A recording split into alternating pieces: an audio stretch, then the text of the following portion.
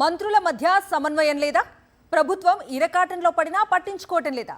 నాకేం సంబంధం లేదు అన్నట్లుగా మంత్రులు ఉంటున్నారా? సమన్వయ లోపంతో సర్కారు సంక్లిష్ట పరిస్థితులు ఎదుర్కొంటుందా? మంత్రుల మధ్య సమన్వయ లోపానికి కారణం ఏంటి? మంత్రుల మధ్య సమన్వయం లేకపోవడంతో ప్రభుత్వం ఇరకాటంలో పడుతుందనే చర్చ తెలంగాణ సెక్రటేరియట్లో జోరుగా జరుగుతోంది. ప్రభుత్వం ఇబ్బంది పడే ఈ సమస్య వచ్చినా సరే మంత్రులు ఎవరికి వారే యమునా తీరే అన్నట్లుగా వ్యవహరిస్తున్నారట. మంత్రుల మధ్య కోఆర్డినేషన్ లేకపోవడంతో చిన్న సమస్య పెద్దదిగా మారుతోందని సచివాలయ ఉన్నతాధికారులు మాట్లాడుకుంటున్నారు. ఈ నేపథ్యంలో ప్రతి చిన్న పెద్ద విషయంలో ముఖ్యమంత్రి రేవంత్ రెడ్డి కలగజేసుకుంటే తప్ప సమస్యకు పరిష్కారం దొరకడం లేదనే చర్చ సెక్రటేరియట్ వర్గాల్లో జరుగుతోంది. తెలంగాణ రాష్ట్రంలో కాంగ్రెస్ ప్రభుత్వం ఏర్పడి దాదాపు 22 నెలలు గడుస్తోంది. ఈ పాటికి పూర్తి సమన్వయం సాధించాల్సిన మంత్రివర్గం అందుకు విరుద్ధంగా ఉందని అంటున్నారు.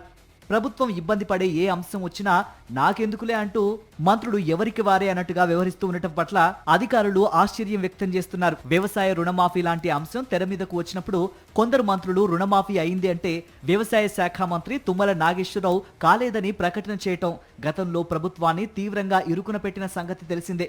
దాంతో అప్పట్లో మంత్రుల మధ్య సమన్వయం లేదని మీడియాలో గట్టిగానే చర్చ జరిగింది. ప్రతిపక్షాలు కూడా పెద్ద ఎత్తున దుమ్మెత్తిపోశాయి. ఇక అప్పటి నుంచి మంత్రులు ఎవరికి వారే ఉంటూ ఇతర శాఖల సమస్యల విషయంలో నోరు మెదపడం లేదు.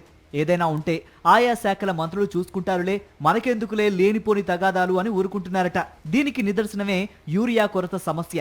రాష్ట్ర వ్యాప్తంగా రైతు వేదికల వద్ద, యూరియా కేంద్రాల వద్ద అన్నదాతలు పెద్ద ఎత్తున ఆందోళన చేస్తూ ఉంటే ప్రతిపక్ష బీఆర్ఎస్, బీజేపీ తప్పంతా రాష్ట్ర ప్రభుత్వానిది అన్నట్టుగా విమర్శలు గుప్పిస్తున్నాయి.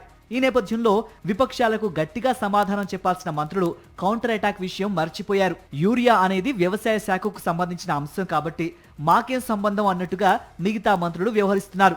ఇంత పెద్ద విషయాన్ని వ్యవసాయ శాఖ మంత్రి తుమ్మలకే వదిలిపెట్టడం సబబుగా లేదని మంత్రులందరూ కలిసి సమాధానం చెబితేనే ప్రభుత్వానికి మేలని కాంగ్రెస్ సీనియర్లు భావిస్తున్నట్టు సమాచారం. ఫీజు రియంబర్స్మెంట్ బకాయిల విషయంలో రాష్ట్ర వ్యాప్తంగా ఉన్నత విద్యా సంస్థలు త్వరలోనే బంద్ చేస్తామని అంటున్నాయి.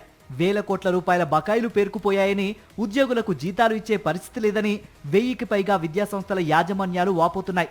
విద్యాసంస్థల బంద్ సమస్య తెర మీదకు వచ్చినా సరే మంత్రులు ఎవ్వరూ నోరు మెదపడం లేదు. విద్యాశాఖను ముఖ్యమంత్రి రేవంత్ రెడ్డి చూసుకుంటున్నారు.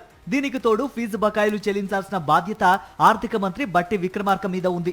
ఈ నేపథ్యంలో వారిద్దరూ ఈ సమస్యను పరిష్కరించుకుంటారులే, మనకెందుకు అని ఇతర మంత్రులు సైలెంట్ గా ఉన్నారు. అంతే తప్ప ఈ అంశంలో వస్తున్న విమర్శలకు మంత్రుల దగ్గర నుంచి ఎలాంటి కౌంటర్ లేకపోవడంతో విపక్షాలు రెచ్చిపోతున్నాయని సచివాలయ వర్గాల్లో చర్చ జరుగుతోంది. మొత్తానికి పలు అంశాల్లో మంత్రుల మధ్య సమన్వయ లోపంతో చాలా ఫైల్స్ మూవ్మెంట్ ఆగిపోతోందని, ప్రతిపక్షాలకు కౌంటర్ ఇవ్వకుండా మంత్రులు సైలెంట్ గా ఉండడంతో ప్రభుత్వం ఇరకాటంలో పడుతోందనే చర్చ అటు కాంగ్రెస్ వర్గాల్లో ఇటు సచివాలయ వర్గాల్లో జరుగుతోంది.